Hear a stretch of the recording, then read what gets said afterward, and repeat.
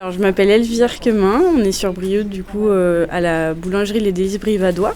Et ben moi c'est Julien Vernière et je suis du Brivadois aussi. Je vais vous présenter un projet que je mène avec mon compagnon Julien pour la 3e année de suite sur le Brivadois. Et du coup ça fait la 3e année qu'on est ensemble sur ce projet-là, les cadeaux de Noël solidaires.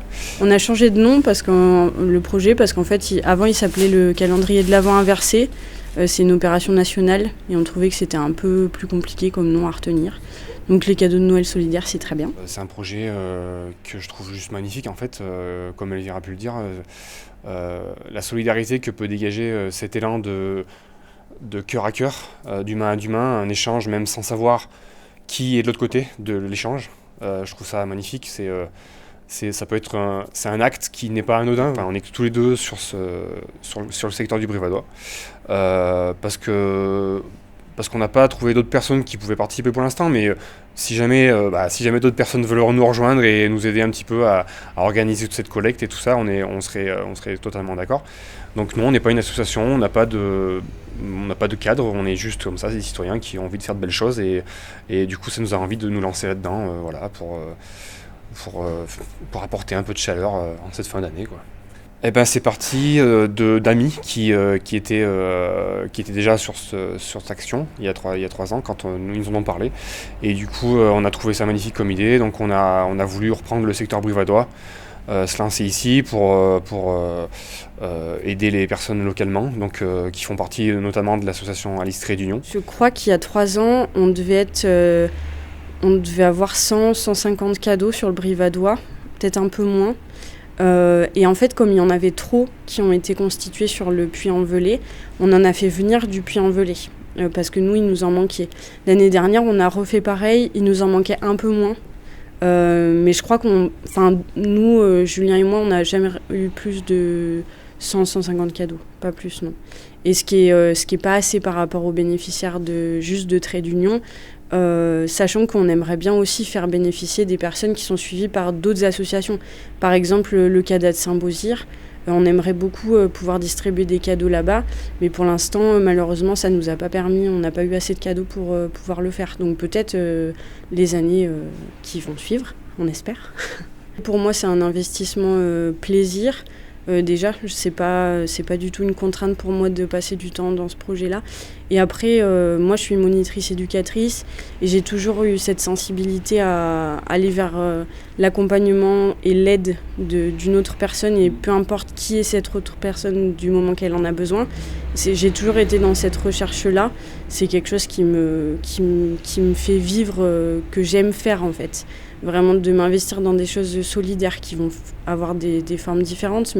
Et ce projet-là, il est vraiment génial parce que c'est solidaire, mais parce que aussi, du fait que c'est la 3e année que je le fais, j'ai un retour des personnes qui ont eu des cadeaux les années précédentes en fait. Des personnes qui ont été vraiment très touchées. Il y avait des choses très chaleureuses dedans, ça leur a fait beaucoup de bien. Et du coup, c'est quand on a vraiment ce retour et cette visualisation du bien que ça peut faire en fait de composer un cadeau et de l'offrir, moi je me dis j'ai pas du tout envie d'arrêter, j'ai envie de reconduire et de faire ça tous les ans, quoi. Le temps que ça nous prend n'est pas monstrueux, non, c'est pas du tout. Ça serait même accessible à pas mal de monde. C'est ce qu'on essaie de dire, que pour essayer d'étendre le projet, c'est que nous on gère le Brivadois et un peu le Grand Brivadois, mais si des personnes adorent ce projet, le trouvent sympa et veulent essayer de le mettre en place ailleurs, pas de souci, c'est pas très compliqué à faire. Il faut juste aller voir des associations qui seraient d'accord pour recevoir les cadeaux. Après, faire le tour des commerçants aux alentours proches pour demander qui est d'accord pour être point de dépôt, donc recevoir des cadeaux avec une petite place dans le magasin si c'est un magasin, ou même ça peut être stocké à l'arrière, il n'y a pas de problème. Et bien faire comprendre qu'on peut repasser ou pas en fonction du temps qu'on a accordé, bien sûr, qu'on peut désengorger le magasin où sont présents les cadeaux. Mais le temps n'est pas conséquent, non, c'est quelques heures par semaine, le temps d'aller chercher des points de dépôt, de parler un peu, alors ça peut être par téléphone bien sûr, parler aux associations, leur expliquer le concept et leur dire à quel moment on viendrait amener les cadeaux, et voilà. Non, c'est pas énergivore, surtout que ça nous fait énormément plaisir de le faire, donc quand on a la passion, l'énergie de le faire, que ça nous fait plaisir, on voit pas le temps passer, donc non, on n'a pas trouvé que c'était énergivore et que ça prenait beaucoup de temps. Alors là, il y a un tampon, il y a une serviette hygiénique. Ça, c'est des choses très chouettes à mettre dans les cadeaux pour femmes parce que, encore une fois, les protections hygiéniques, ça coûte cher. Et des femmes qui sont avec très peu de moyens, ça peut vraiment les aider de mettre ça dans un cadeau.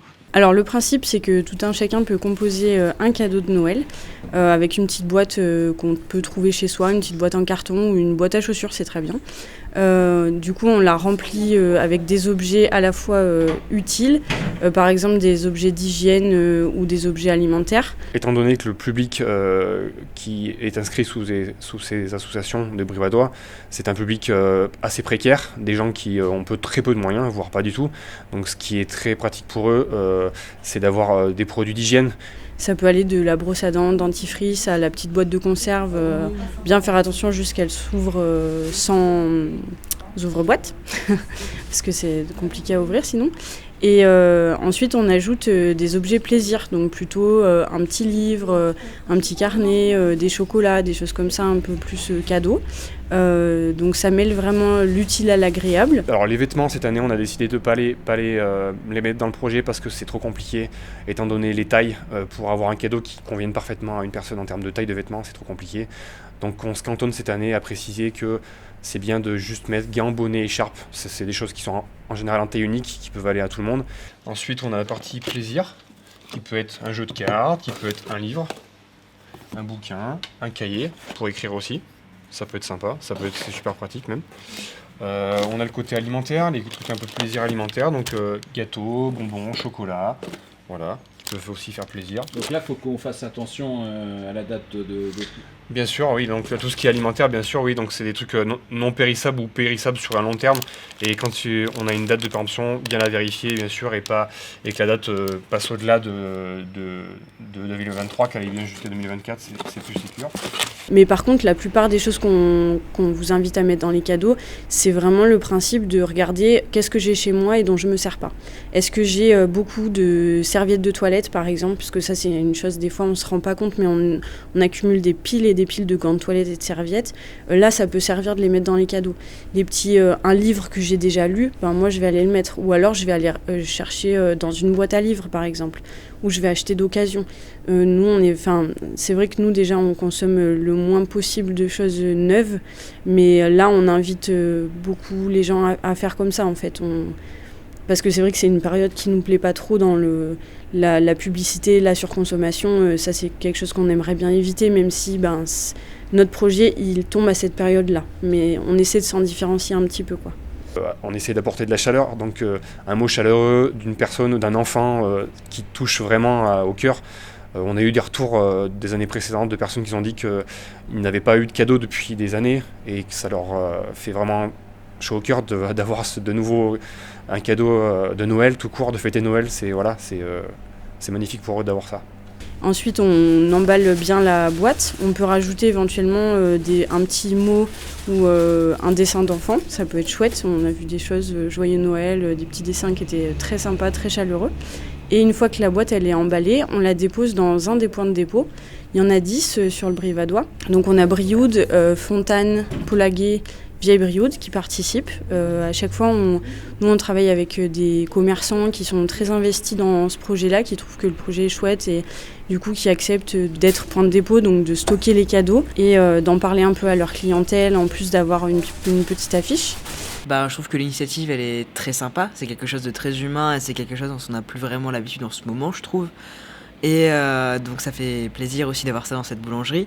En plus, aussi ça permet d'avoir les clients qui s'investissent dans quelque chose et de les revoir sous un autre angle et c'est très intéressant aussi pour nous. Et une fois que votre cadeau il va être déposé, le 21 décembre, nous on va ramasser les cadeaux dans tous nos points de dépôt et ensuite on va les redistribuer du coup à des personnes dans le besoin, à la finalité. Ça passe par des associations. Par exemple, l'année dernière, c'était Alice Trait d'Union qui était bénéficiaire. Alors nous, on se met en relation avec les associations pour savoir un petit peu combien de personnes sont chez eux, pour avoir un ordre d'idée bien sûr du nombre de colis à leur donner pour Noël. Et, du coup, on essaye cette année de laisser la distribution en interne se faire de elle-même avec les employés, enfin les gens qui sont dans les associations, qui travaillent pour. Non, nous on récolte seulement le 21, donc c'est la date limite pour les déposer. Nous on récolte le 21. C'est nécessaire, même j'ai l'impression que c'est nécessaire parce qu'on a besoin de ça, d'entraide. Je trouve que l'entraide humaine est nécessaire et moi c'est ce qui m'a plu dans plein de choses que j'ai essayé de faire personnellement. Et celui-là, c'est ce qui englobait parfaitement ce projet-là, c'est que on apporte une petite aide solidaire à un moment où les gens en ont beaucoup besoin. C'est une période de l'année où je pense que les gens en ont beaucoup besoin. Alors, on sera présent le 9 décembre toute la journée dans la cour de l'ancienne école Jean Pradier à l'occasion de la partagerie. Donc vous pourrez amener vos dons et participer à notre projet, donc faire des cadeaux de Noël solidaires.